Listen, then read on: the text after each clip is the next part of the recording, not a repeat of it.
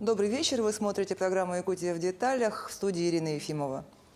Система капитального ремонта многоквартирных домов действует в нашей стране с 2013 года. Президент России Владимир Путин недавно подписал закон, который дает право региональным операторам капитального ремонта в многоэтажках проводить централизованные закупки материалов и оборудования. Это позволяет выполнить еще больший объем ремонтов. 28 октября Фонду капитального ремонта многоквартирных домов Якутии исполнилось 10 лет.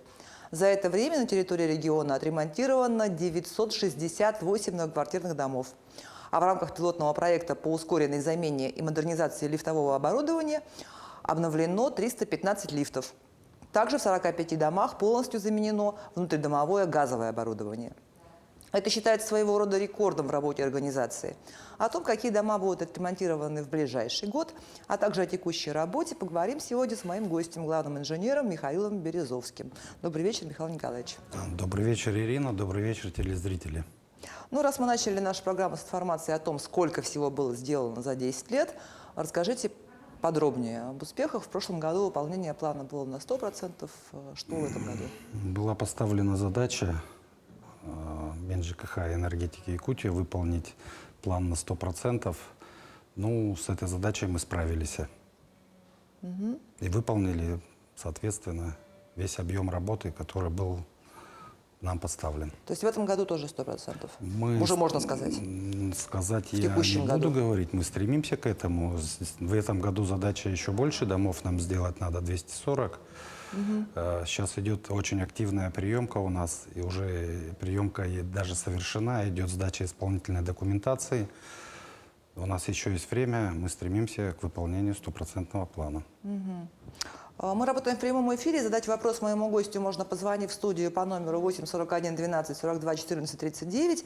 Можно отправить сообщение в Телеграм на номер 8 914 235 05 02. И, конечно, можно задать вопрос через наше мобильное приложение.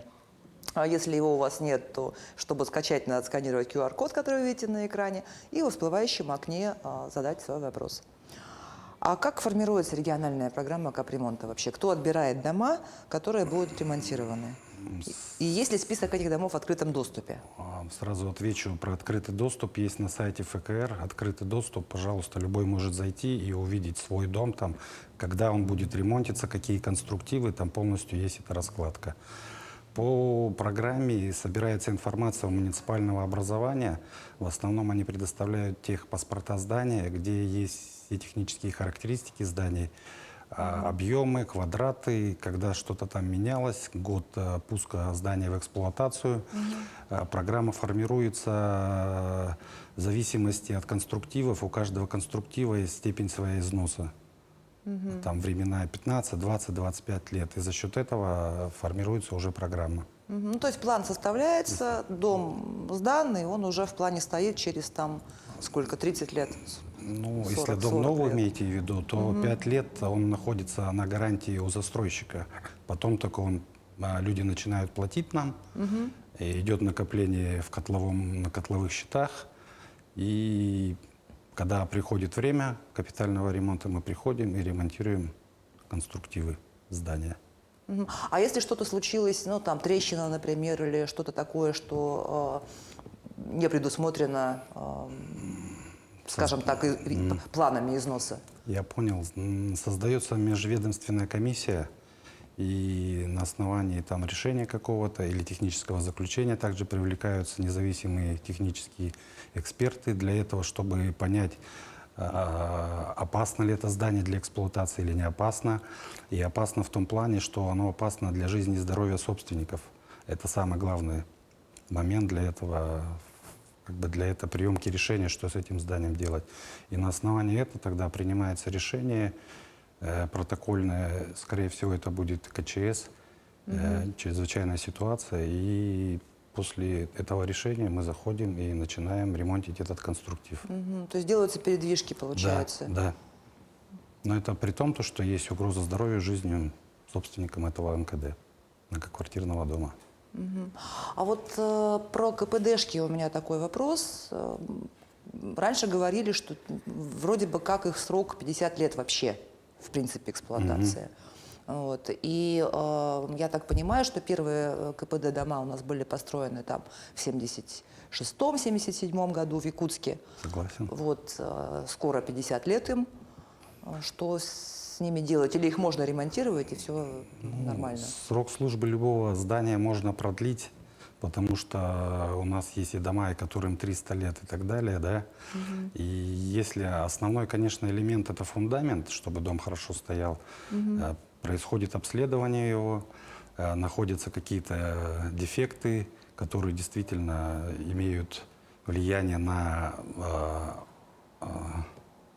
чтобы здание дальше хорошо стояло, и на основании этого там составляется проектно-сметная документация. И срок можно И продлить? срок, конечно, можно продлить. То есть они могут еще стоять Да. какое-то время. Понятно. А экономическая ситуация вот, последняя повлияла ли как-то вообще на ход работы? Потому что я знаю, что строительная отрасль пострадала все-таки, да, санкции ударила по обеспечению предприятий материалами, сроки реализации проектов сдвинулись из-за этого. Вот у вас как с этим трудности? В самом начале, когда санкции были, конечно, были трудности, потому что у нас было оборудование, которое привозилось из зарубежных стран, да. Но спасибо нашим производителям, которые перешли на рельсы импортозамещения, плюс у нас есть дружественные страны, которые нам также помогают в этом вопросе. И мы вышли из этой ситуации. Сейчас с поставками, в принципе, нету никаких проблем.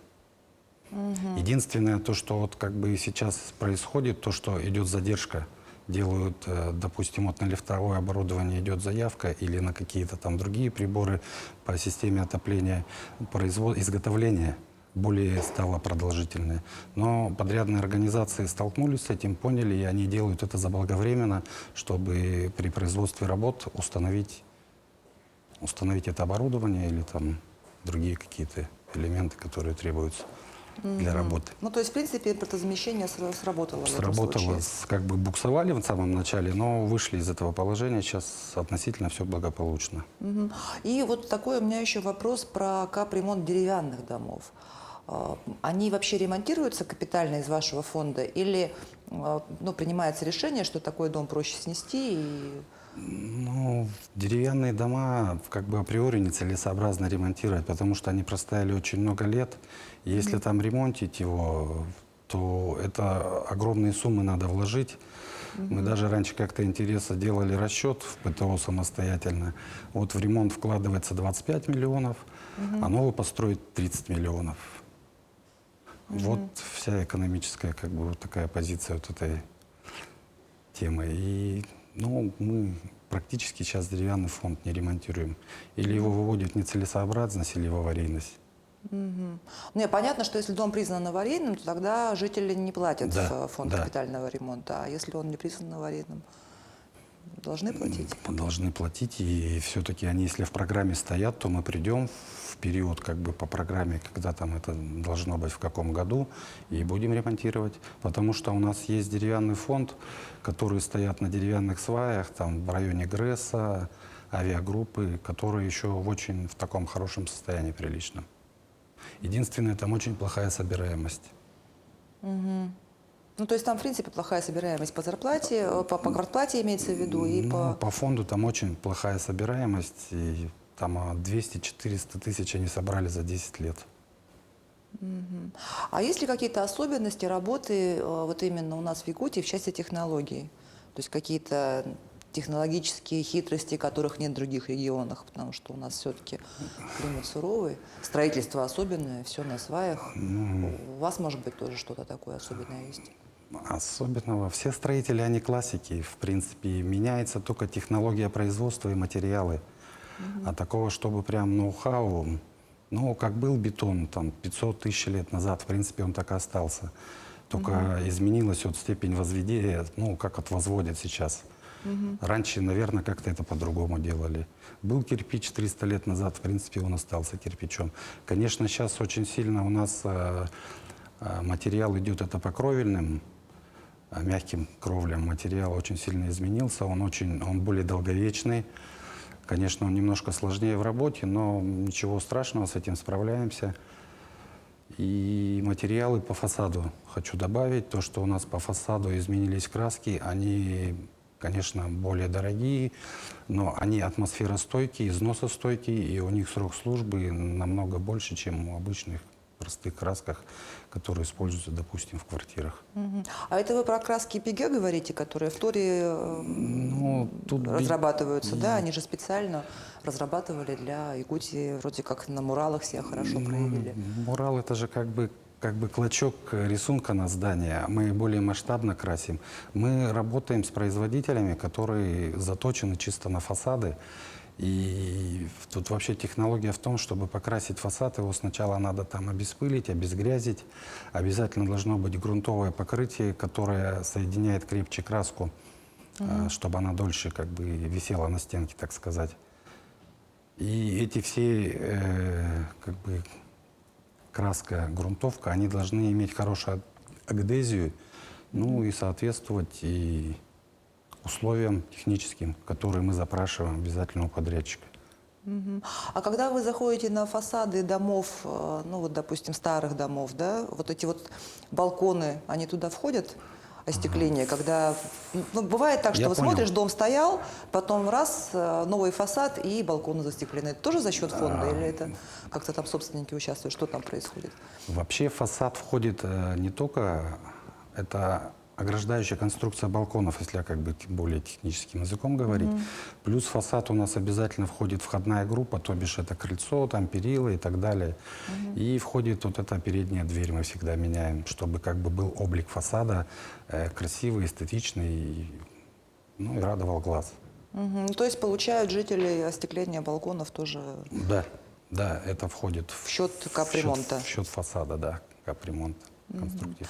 И вот давайте подробнее еще про арктическую зону. Вы же по всей республике работаете. Да, в Арктике, конечно, очень работать сложно, дорого. Вот как туда происходит доставка материалов?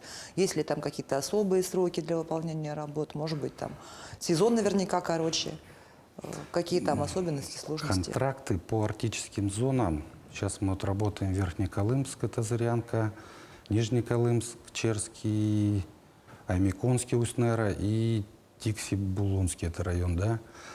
Мы заключаем двухгодичные контракты, чтобы было время на логистику, потому что удаленный район, вы сами понимаете, доставить у нас в основном или это наземные перевозки, или речные перевозки.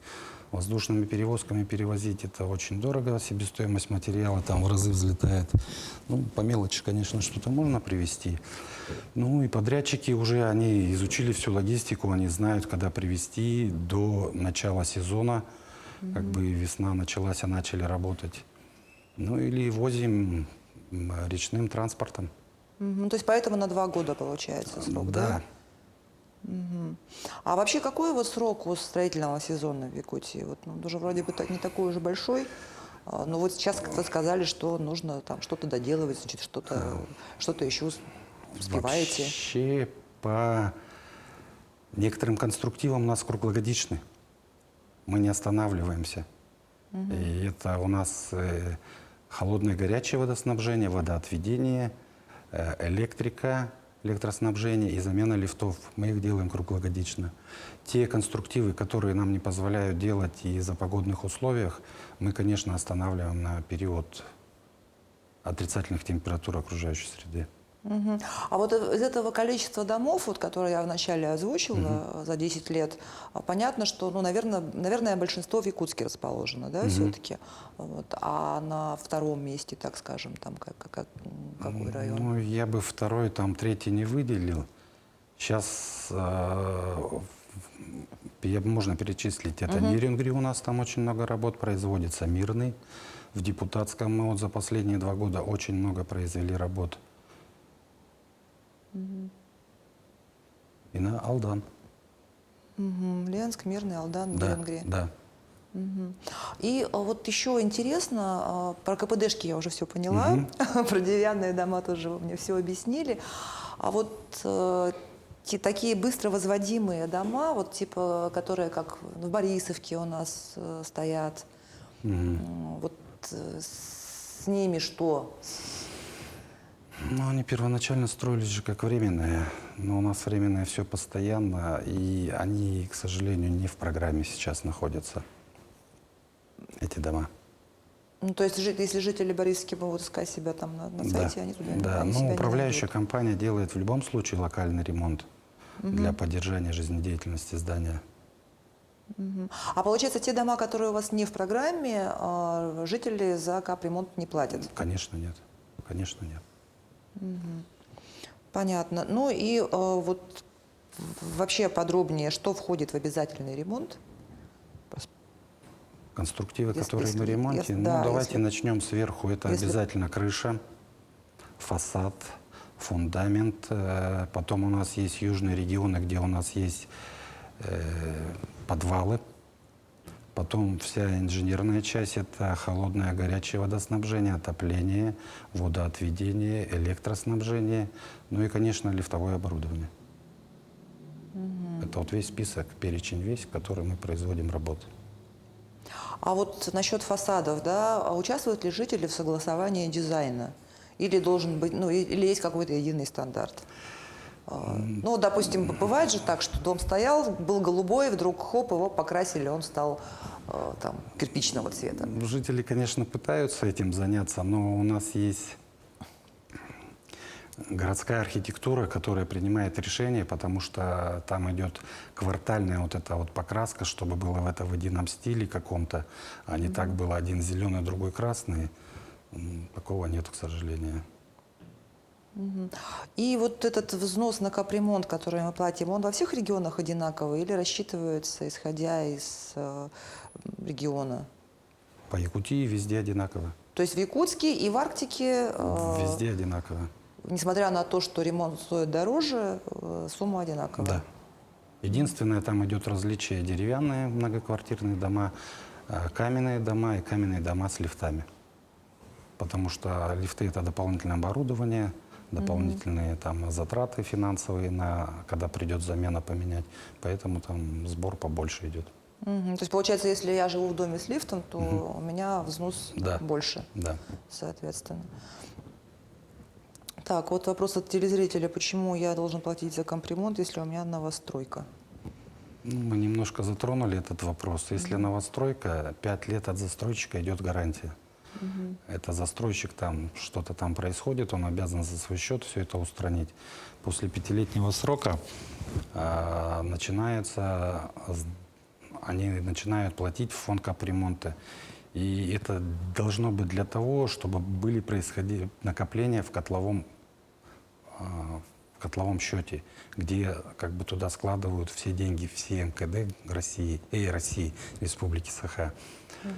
И там идут накопления, и они аккумулируются у нас, и при подходе времени проведения капремонта в МКД мы берем же не только средства, которые вот этот дом накопил, мы же заимствуем средства и других собственников, которые находятся в котле. Ну, это как с пенсией. То есть сейчас работающие люди платят пенсию нынешним пенсионерам, и точно так же, допустим, я живу в доме 13-го года постройки, я плачу за ремонт КПДшек Ну, сейчас. смотрите, подойдет например, время да? что-то вам как бы отремонтировать, да, вы за период там накопили какую-то сумму, вам не хватит на капитальный ремонт всего дома. Поэтому заимствую средства и общекотловые. Также у нас есть господдержка финансовая. Нам ежегодно отправляют определенные суммы. для капитального ремонта. Ну вот, допустим, новостройка, 5 лет прошло, ну, уже не новостройка по вашему, да, ну, допустим, прошло там 7 лет с постройки дома, через какое время он попадет в программу ремонта? Если это вот, ну, новый дом там. 15-25 лет. 15-25 В зависимости лет. от конструктива. Разные конструктивы по-разному износ. Ну, то есть монолит дольше. Не то, что дольше. Допустим, крыша, у нее раньше срок подходит. У системы отопления там чуть позже. Вот это все из-за этого происходит. Но мы сейчас вот как бы, конечно, старые дома, там уже сроки все подошли. Мы если вот заходим делать инженерные сети, там ХВС, ГВС, отопление, канализация, мы стараемся зайти сделать за один раз, чтобы собственникам один раз неудобство сделать. чтобы мы отремонтили все, ушли из квартиры, они уже там все, себя порядок навели. Потому что было такое время, когда один год заходили, делали водоотведение, другой год ХВС, бедные собственники страдали и относились как бы к фонду капитального ремонта не очень по этому вопросу. То есть тут вы пошли навстречу. Да, да, мы принял решение, предыдущий директор, как бы МинЖКХ и экономики нас поддержала в этом плане. Сделали такую программу, чтобы объединить вот эти конструктивы, чтобы собственников, допустим, там каждый год или через год не беспокоить. А еще вот я узнала, что, оказывается, в фонде за каждым ремонтирующим объектом прикреплен курирующий инженер. Это вот как? Это сколько объектов ведет один сотрудник? Как они по географии распределены? Вы не ошиблись. 40-50 МКД закреплено за каждым инженером. И, ну, допустим, инженер у нас обслуживает один, вот, начиная с Ленска, Мирный, Светлый, там, и вот он накрывает ту зону, да. Другой инженер, вот у нас, допустим, там Тикси ездит, Черский, и накрывает эту зону. У нас единственный есть удаленный инженер, который проживает в городе Нерюнгри, и вот он все близлежащие населенные пункты там вот курирует. А как можно из Якутска курировать, ну вот Тикси, Черский?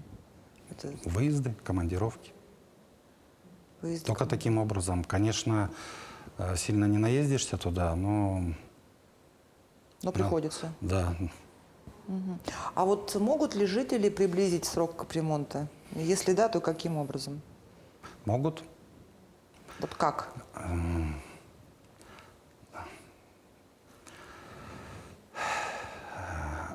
Увеличьте сборы по капитальному фонду.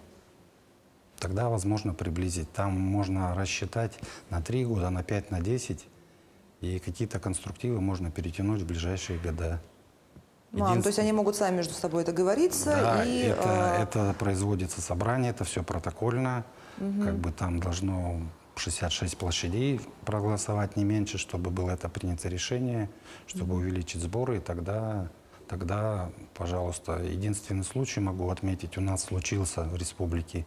Это Петра Алексеева, 81/1. Там была какая-то самодельная... первоначально там была мягкая кровля. Это вот как бы уникальный случай, да. Там соорудили какую-то скатную кровлю, были, видать, порывы сильного ветра, и половину крыши сдуло просто. Слава богу, никто не пострадал. И собственники пошли на такой шаг, протокольно все решили, и мы им в прошлом году сделали крышу. То есть они увеличили взносы? Да, увеличили взносы. Там единственное идет расчет 5, 7, 10 лет. Мы, собственники, сами как бы решают. Это же все-таки деньги. Они должны свой бюджет как-то семейный формировать. И вот таким образом произошло. А намного? Ну, я вам сейчас точно не скажу. Там идет расчет 3, 5, 10, 15 лет. Мы как бы предлагаем, а жители уже сами выбирают, Да, сколько они на да, какое... Да. На свои возможности как бы соизмеряют. А вот еще интересно, могут ли жители контролировать, как капремонт у них проходит? Конечно, могут. У нас есть протокольно выбранные старосты домов. Они даже имеют право подписи в документах, актах приемки. Потом это можно выбрать на собрании общей домовой, собираются люди. Также там должен быть обязательно кворум. И могут выбрать представителя, который будет контролировать работу подрядчиков, фонда капремонта, следить за качеством, ну, и там, что в процессе происходит. Ну вот, как вы сказали, что если жители могут сами решить и увеличить свои взносы, значит, получается, у этого дома какой-то спецсчет. Правильно я понимаю? Нет, они все аккумулируются у нас в фонде капремонт. Но это же счет в фонде или какой-то личный спецсчет? Нет, это бывает? счет в фонде. Спецсчет — это жители сами переходят на спецсчет, они сами, дом копят какие-то средства, накопили, они решают самостоятельно, что они хотят отремонтировать. То есть они отказываются от фонда, от да. обслуживания в фонде капремонта, сами создают свой счет и сами им распоряжаются, и сами Абсолютно потом верно. с него... Есть еще один способ — это софинансирование. муниципального образования. Ну, таких случаев очень редко у нас происходит. А это как? А муниципальное образование, оно какую-то сумму помогает нам, чтобы перенести срок. У нас не хватает средств, они готовы софинансировать нас, чтобы перенести сроки на более ближайшее время. То есть это может быть район Да, или город, да. Любое муниципальное образование республики. поселок? Да. А есть такие случаи? Если мне память не изменяет, Золотинка. Поселок Золотинка? Да. Это Неринуринский Да, район? да. Там всего, по-моему, 4 дома, и там, чтобы сразу все отремонтировали, вот муниципальное образование сделало такой шаг, и на следующий год мы полностью там все отремонтируем. А вообще, вот как вашу работу люди оценивают, те, кому этот ремонт? Неоднозначно. То есть бывают такие, что недовольные, везде ищут?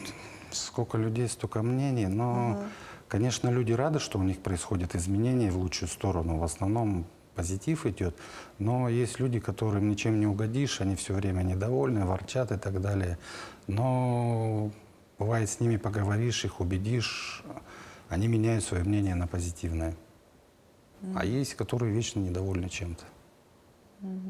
Какой-нибудь уникальный случай из жизни фонда можете вспомнить? За 10 лет наверняка Чисто по работе? что-то было, да. А мы вот затронули как раз интересное. эту крышу. Буквально пару минут назад, где собственники пошли на такое решение. А так у нас рутина, текучка. Просто трудимся на благо собственников. Ну тогда подробнее расскажите про вот работу инженера. То есть что вот в ваши обязанности входит как инженера? Инженер у нас следит от начала и до конца полностью за ремонтом здания.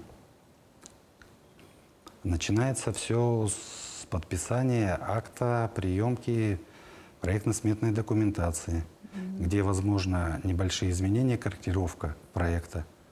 Где-то, может, что-то пропустили, где-то не заметили. Такое бывает, не исключаю. Плюс управляющая компания может что-то там, какие-то свои пожелания. И у нас есть такие возможности, мы можем увеличить объемы производимых работ. Ну и конкретно стройконтроль. Они планово выезжают, смотрят, как производятся работы, чтобы соблюдалась технология, был порядок, соблюдение техники безопасности обязательно. Ну и на финише, конечно, это приемка, плюс подготовка исполнительной документации. У нас по исполнительной документации очень большой пакет документов надо предоставить, чтобы нам подрядчики. И мы, конечно, их проверяем. Тоже занимает очень большое время. А вы как главный инженер, вот вы лично, вы командуете другими инженерами или у вас тоже есть там 40-50 домов, за которыми вы лично следите? Я в связи то, что у нас был ковид, даже не ковид у нас было, а когда началось СВО, у нас 2 человека уехало. Мобилизовали, да, их? Ну, хорошо, скажем так. И ребята были до такой степени загружены, что я тоже взял эту нагрузку частично на себя. В этом году я тоже взял нагрузку на себя. Как курирующий инженер езжу по объектам, смотрю, чтобы все было как положено, с соблюдением всех регламентов, технических норм.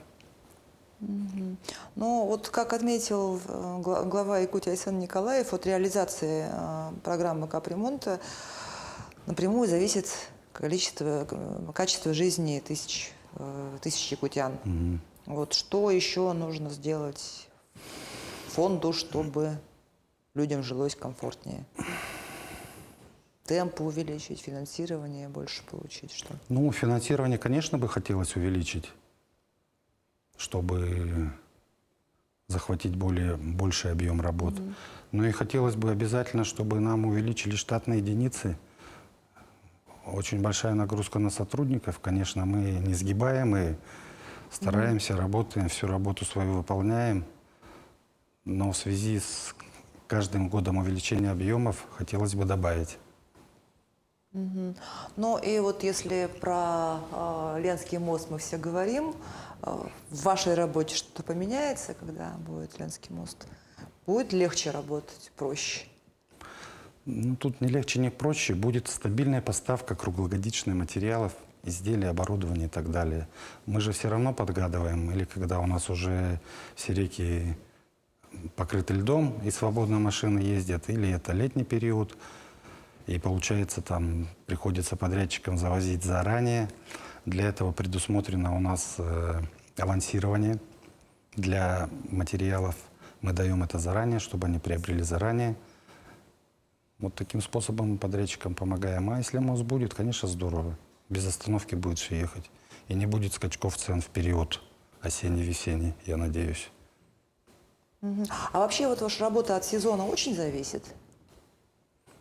Работы, которые мы производим в летний период, мы их только в летний период можем производить. Конечно, зависим от этого. И напрямую зависим. Мы же не можем красить зимой фасады. Это такая работа, которая только при плюсовых температурах производится. А что еще можно только летом делать? А крыша?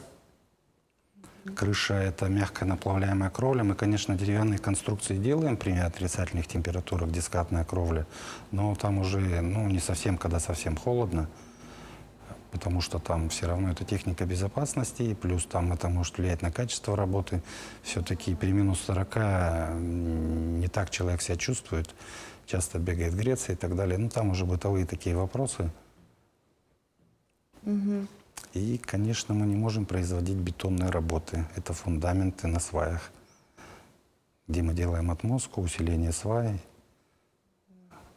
Но такие работы вообще, наверное, редко делаются, да? Вот усиление свай. Почему? Это же Постоянно у нас в процессе эксплуатации, вот этой, как вы сказали, все дома построены 72-76 год, в процессе эксплуатации некоторые конструктивы в таком не очень удовлетворительном состоянии, конечно, мы производим работу. Ну, а вот вообще, наверное, никому, как не вам, знать, какой дом все-таки крепче. Это вот если, то есть с точки зрения выбирать квартиру в каком доме, если вот молодая семья, допустим, думает взять квартиру, сталинская смотрите, постройка, там вот эти... они же стоят, сталинки до сих пор, и ничего. И хрущевки тоже стоят. Тут это выбор, он субъективно каждого человека. Тут нельзя как-то сказать, выбирайте то или выбирайте это. Я даже и не буду не советовать. И вот по лифтам еще вопрос. 315 лифтов, значит, вы заменили. Вроде бы их вообще, в принципе, не так много. Не так давно начали строить. И лифты вообще только в Якутске у нас или в других городах тоже Есть. есть? Мирный, Ленск, Нерюнгри, Якутск, соответственно. Там тоже меняли все да. лифты. И сейчас, в данный момент, у нас зашли, на Ленск зашли, на Мирный зашли. Якутск есть, точно я знаю. Вроде все. Срок работы лифта 25 лет. Все. Единственное, там можно его модернизировать, это 2 года, 3 максимум. Это особо опасное там оборудование такое, за которым надо следить, потому что и могут последствия быть очень негативные. Поэтому это все и происходит, замена лифтов. Сейчас мы уже в плановом режиме работаем. Это был пилотный проект, когда вот мы очень много лифтов отремонтировали. И там была господдержка очень мощная. Финансовая, имею в виду. Но с лифтами ведь тоже такая проблема, что наверняка вот эти вот станции тоже на этом сказались, потому что у нас же в основном импортные лифты, или Нет. неправильно я Нет. говорю? Сейчас все лифты Россия и в основном Белоруссия. Комплектующие изделия, все. Даже вот у нас наша, всем, наверное, известная знакомая организация «Лифт-ремонт», они комплектуют, что-то берут в одном городе, производитель что-то в другом. Все работает. Ну что ж, Михаил Николаевич, благодарю вас за интересную и полезную беседу. Желаю успехов в вашей работе, новых рекордов по количеству отремонтированных в Якутии домов. И вам всего хорошего. На этом выпуск программы «Якутия в деталях» подошел к концу. Меня зовут Ирина Ефимова. Смотрите нас по будням в 19:15. Расскажем, чем живет Якутия во всех деталях.